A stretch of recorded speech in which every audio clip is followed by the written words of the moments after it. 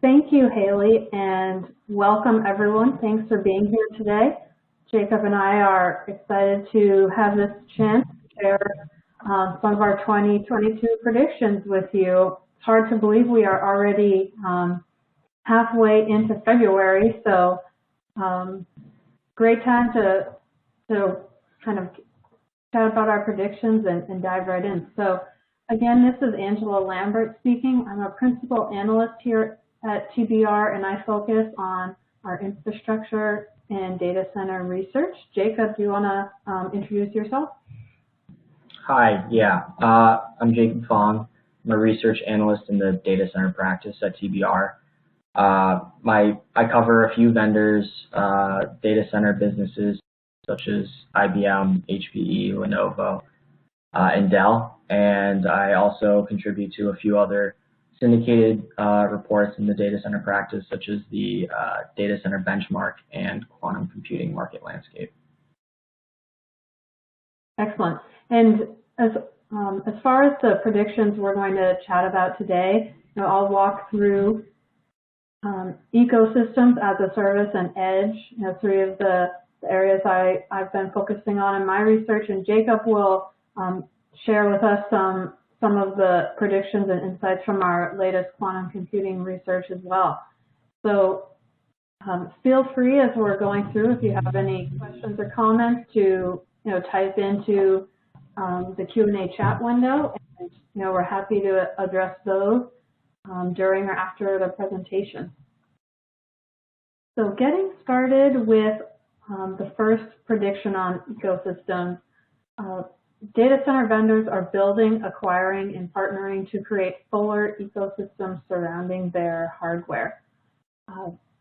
This is the first one we're going to unpack today. So I think a great place to start out is probably, what do we mean by ecosystem? Ecosystem is a really broad term. Generally, what we're referring to here is a concept of infrastructure vendors moving away from what have historically been somewhat siloed behaviors, trying to keep customers, within their own platforms as much as possible, and shifting to a new mindset and approach that is more focused on creating integrations into other technologies and focused on enabling their customers in that way, especially acknowledging, the more that infrastructure vendors embrace hybrid cloud and the more multi-cloud experience that their customers are looking for, the better off they are in terms of enabling and retaining those customers. So a couple of trends we see within the ecosystem theme.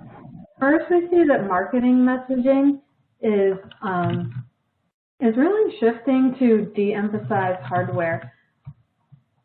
So one kind of interesting example, or just recent example of this from my own experience covering the market, I've had conversations lately with members of the press. So there was a recent major infrastructure vendor who launched a refresh of one of their big hardware portfolios, and the press member emailed me and said, I can't make sense of the press note in this hardware launch. There's almost no mention of the hardware itself in the press note. And ultimately, I think that's kind of the point. Customers are less interested in hearing about the specific the fees and feeds or the how, more interested in the what. So what are we going to accomplish with this? What is it going to do for our business? And I think that there's a lot more savviness in terms of addressing that today than we've seen in the past, and I think that will continue. There is certainly a lot of vendor activity in building out infrastructure vendors' own capabilities from a software perspective, especially as it comes to as-a-service offerings like HPE GreenLake or Dell Technologies Apex, for example. There's a lot of portals or centralized, management software that's going into these kinds of as-a-service offerings to help facilitate the customer experience.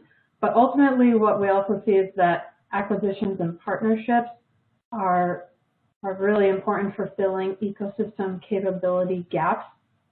A couple examples of different types of acquisition and partnership activity we see. So as far as acquisitions go, for example, Pure Storage acquiring Portworx to help build out their own hybrid cloud capabilities. Similarly, a couple months ago, we saw HP close the acquisition of Zerto, which is focused on cloud disaster recovery and backup. Those two acquisitions, I think, are great examples of focusing more on the ecosystem of hardware capability and how that's going to build a solution for a customer.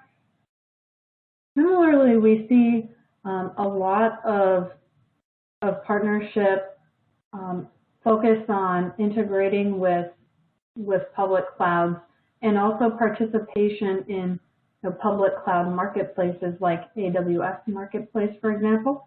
I think that's something a couple years back, even we wouldn't have, I would have certainly been surprised to see OEMs having offerings in some of these marketplaces, but it's very frequent, probably at least on a monthly basis now, that we see OEMs having their own software available for purchase through a public cloud marketplace. Again, and it helps to reinforce that these vendors are open to working with industry peers in order to facilitate ultimately what's going to be best for the customer.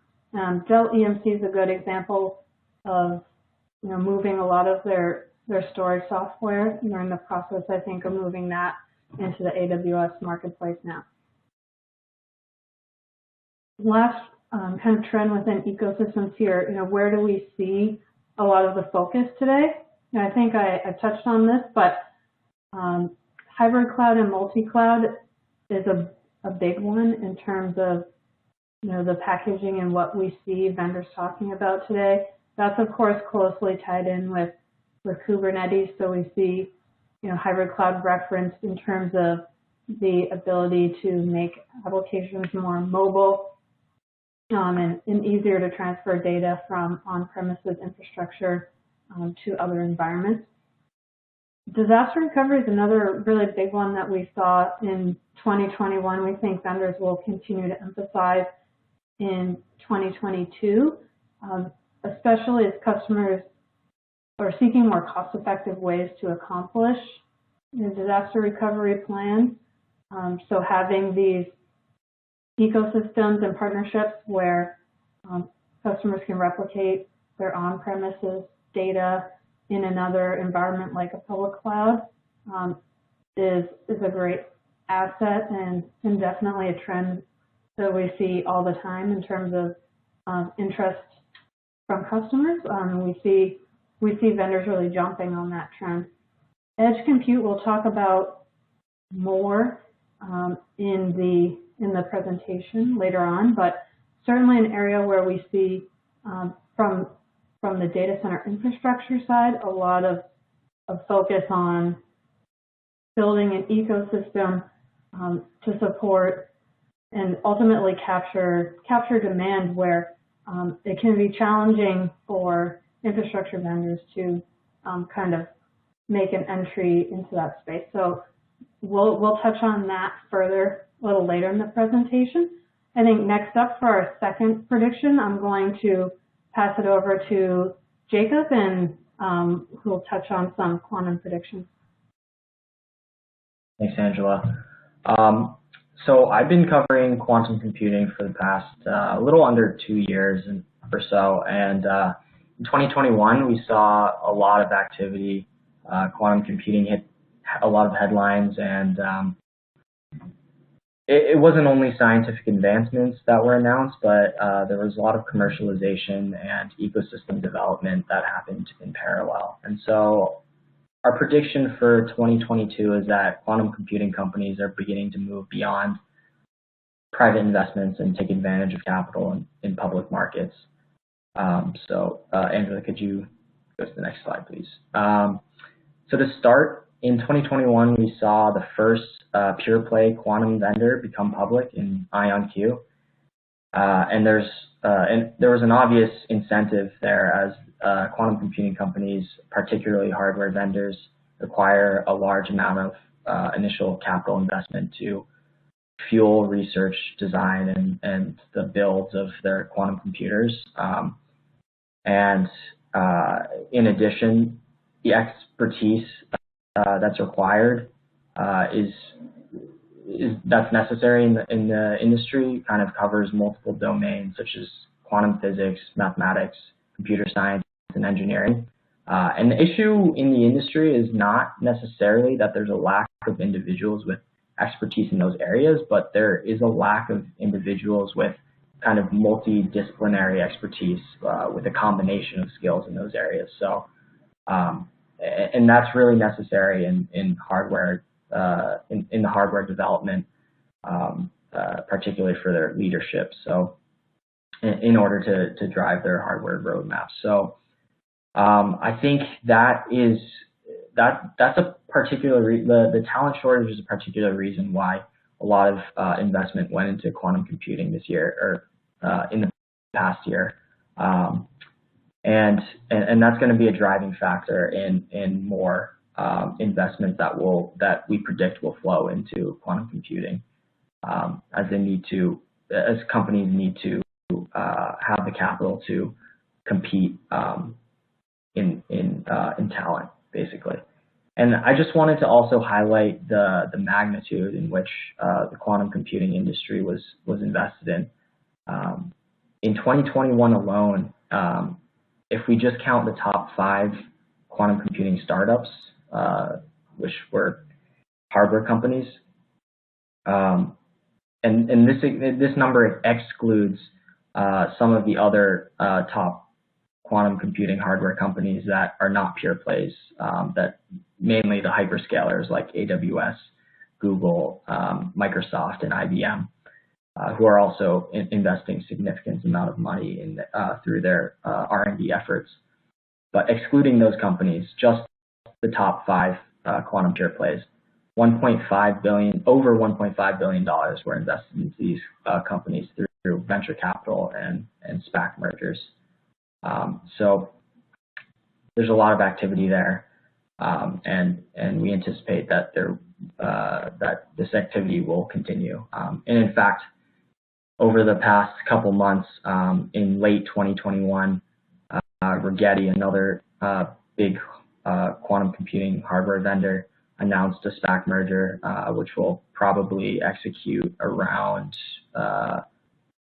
either early first or second half 2022 or sometime around then. And then in the past week, D-Wave, another Canadian hardware company that's specialized in mostly quantum annealing, they also announced a SPAC merger.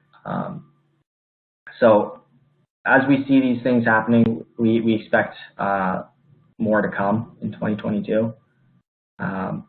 And that kind of leads to my second point, which is partners and acquisitions remain a theme in the industry, as no vendor can do it all. Hardware vendors need to partner with software vendors to come up with quantum algorithms, and inversely, quantum software companies need to partner with hardware vendors to integrate and optimize their software into the hardware systems, particularly because there's no standard for quantum hardware yet. A lot of the vendors are, taking different paths with vastly different architectures. So co-development is a big key there.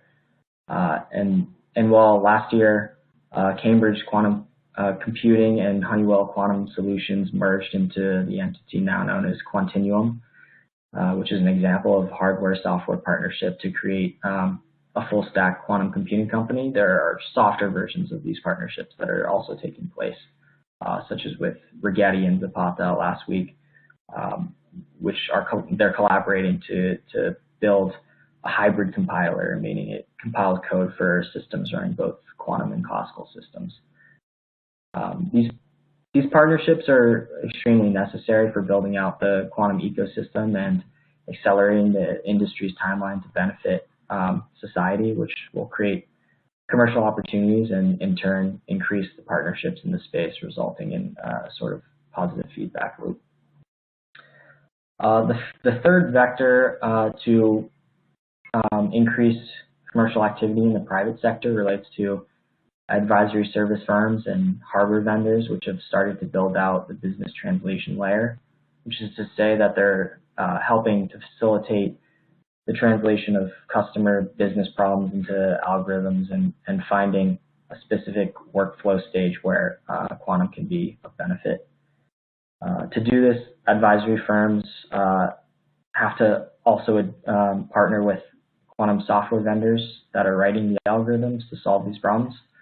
And a good example of this happened last year when IonQ, a hardware vendor, QCware, a software company, and Goldman Sachs, who we all know is in the financial industry, worked together to co-develop and research algorithms for Monte Carlo simulations, which are used for things like risk evaluation and derivative pricing. So we believe this type of work will continue as customers need to identify quantum workflow insertions for business-specific use cases, which will ultimately drive overall demand and commercialization for the industry. With that, I'll turn it back to you, Angela. Thanks, Jacob.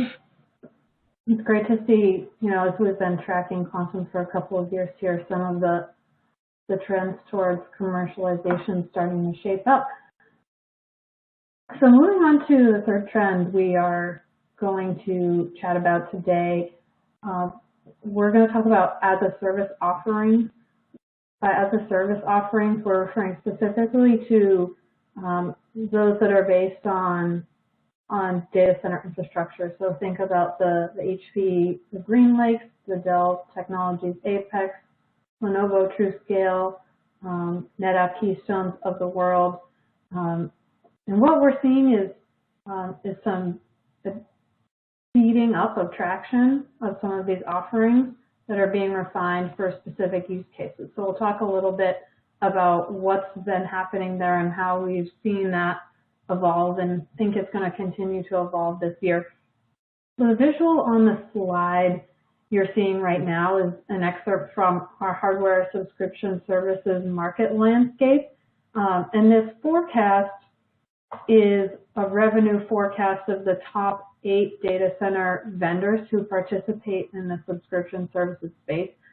So this is not a total addressable market. This is actually a forecast of the current revenue that's been generated through these specific types of offerings. And then we're forecasting that out a couple of years. So a couple of, just to maybe talk about, the actual performance of these offerings and where we think they're going to be going. In the 2020 to 2021 timeframe, I think that from our conversations with vendors as well as their partners in the space, there was slower uptake in 2020 than expected, naturally and predominantly due to COVID-19 challenges there. A lot of industry experts that we talked to, indicated there was kind of some stalling of spending. That in 2021 they saw a resume. From here, we're expecting, additional traction with these offerings, and not just because of maybe some increased normalcy or focus on these data center projects, but also because the packaging of these offerings is getting more refined and more targeted. So ultimately, the actual growth of the market is going to come down to how well these vendors can kind of lean into accelerators and then navigate some of the market inhibitors. So As far as potential accelerators we think general market awareness is one that, the market is understanding these offerings now. There's really no more question of what they are. The use cases that I just mentioned, in 2021, we saw a lot of specific offerings for storage as a service, a lot of specific offerings around hybrid cloud, also disaster recovery and other security type use cases for these offerings. So we think that these offerings are going to continue to expand on a use case specific basis, which ultimately is going to make them easier to sell than the earliest versions of these as a service offerings, which were essentially, just more or less a kind of basic infrastructure as a service, without the layering of kind of predefining how customers might be able to quickly deploy a specific solution. So as more of these specific offerings come out, we see that's ultimately going to help with the speed of adoption and scale of adoption. Some of the existing challenges in this market that could potentially inhibit vendor growth, they mostly center around just changes to business models for the vendors and the customers. So this has really been one of the main challenges from the start, especially when you think about how the data center hardware has been sold in the past, predominantly through channel partners with very well-established incentive schemes, rebates, market development funds. There's been historically, very, very specific way that these types of offerings are sold, and how salespeople are compensated for those. So the feedback we're getting is that this has kind of been a multi-year challenge vendors have been tackling to address, and we certainly see progress here. But our expectation is that there's still a way to go in terms of making sure that partners are ultimately incentivized and compensated to sell these models and help get those into the hands of customers, because ultimately it's not something that vendors can do on their own. And we do think many of the sales at this point have ultimately been through direct sales channels. In the last month or so, for example, HPE cited that 30% of their GreenLake sales volume was through channel partners in fiscal 2021. When you compare that to HPE's overall business, they probably have 70 to 80% of their revenue generated through channel partners. So there's still quite a significant discrepancy there in terms of what channel partners are focused on selling versus I think the ultimate desires and objective of the broader HPE business. So they're one example, but I think very representative of the overall trend, particularly in referring to this chart you're seeing on the slide. I would estimate HPE is probably about 40% of this market today, given that they were a first mover in the space. As other peers have caught up, in a couple of years from now, that might look like maybe more 25% as more offerings gain traction. So there is going to be quite a bit of shifting around, we think, in the next couple of years as vendors really buckle down and refine their offerings approach here. So the fourth trend that we were planning to touch on in the webinar today were some predictions around edge computing, and specifically vendors carving out niche specialty under the broad banner of edge computing.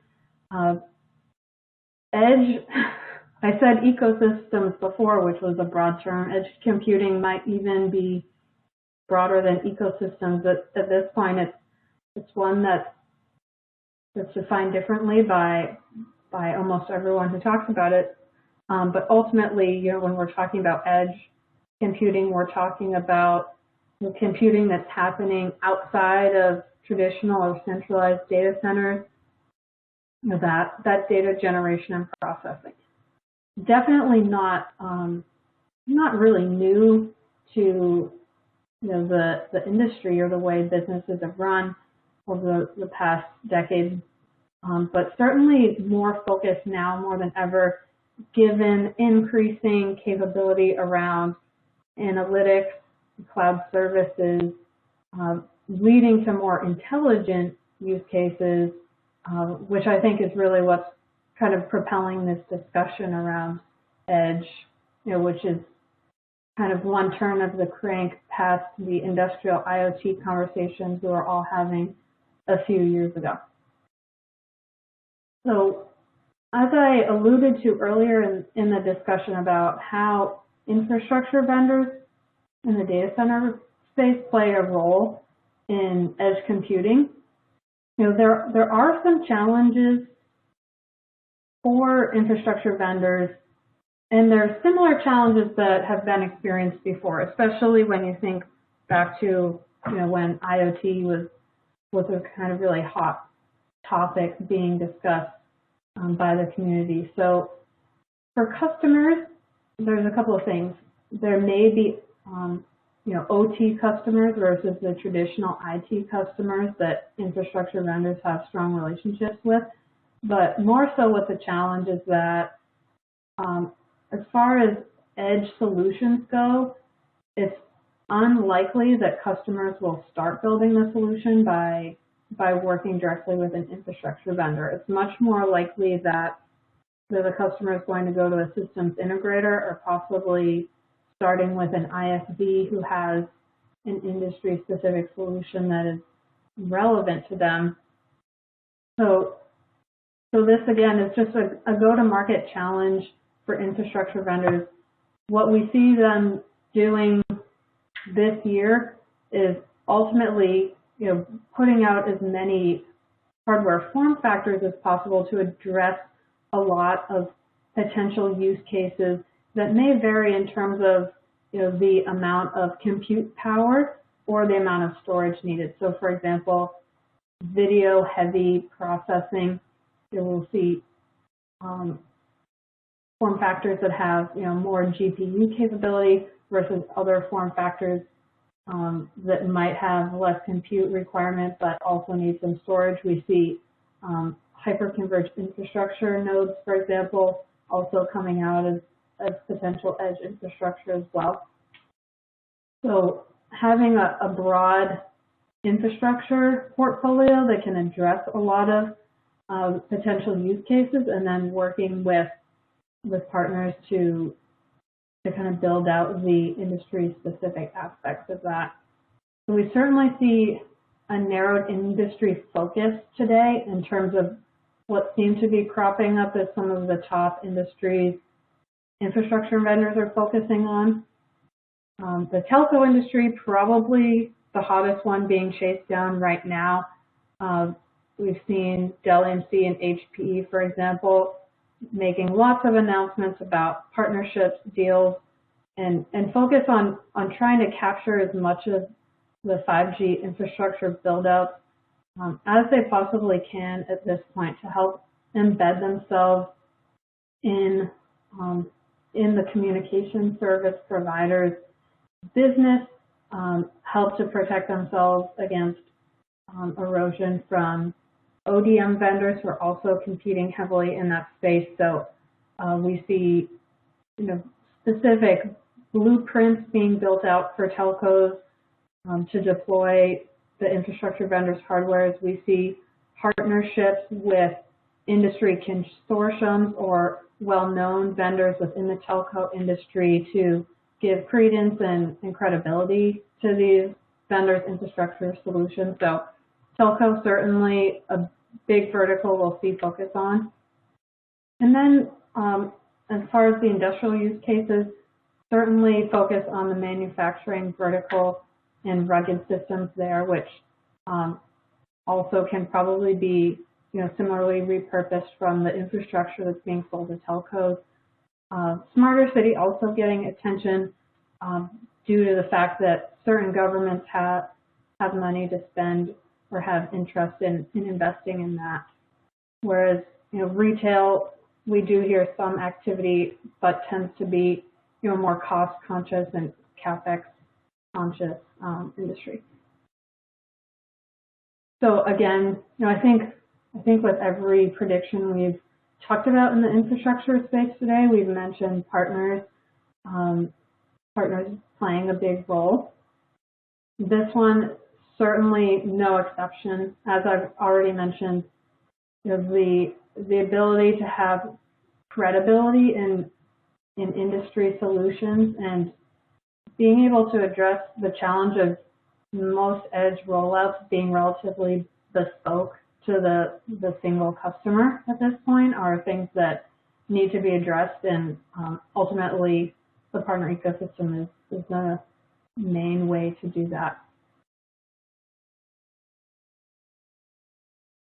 From here, if there are questions, feel free to type them into the chat, and Jacob and I will take a moment to read and review those, and we can touch on those. As we're doing that, one thing I failed to call out at the top of this discussion is that these predictions that we went over today are available for download in a written format report, which I imagine is probably available in one of the links Haley shared through the webinar platform for you all to download. Also, just some examples of some of the infrastructure research that TBR is publishing that is relevant to our discussion today. So there is one question I'll address or read now that's come through the chat, and others feel free to share as well if other questions come up. Do we see data center vendors building out smaller edge data centers? And if so, how do we feel they're going to play with the hyperscalers and telcos? Interestingly, this was a bit of a debate in an internal analyst forum here at TBR yesterday in terms of the changing dynamics of telcos, hyperscalers, and data center vendors.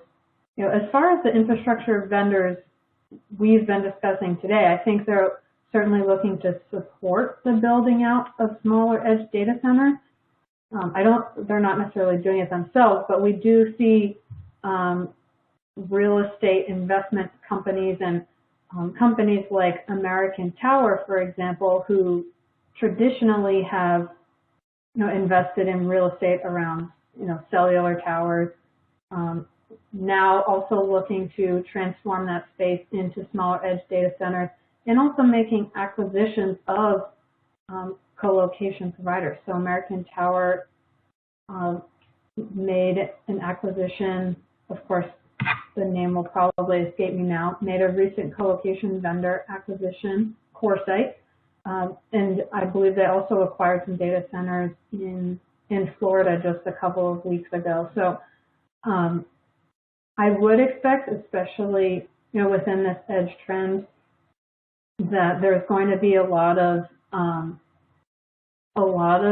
different merging or acquiring of real estate in order to capitalize on the opportunity to build out small data centers to support edge initiatives for enterprise or government.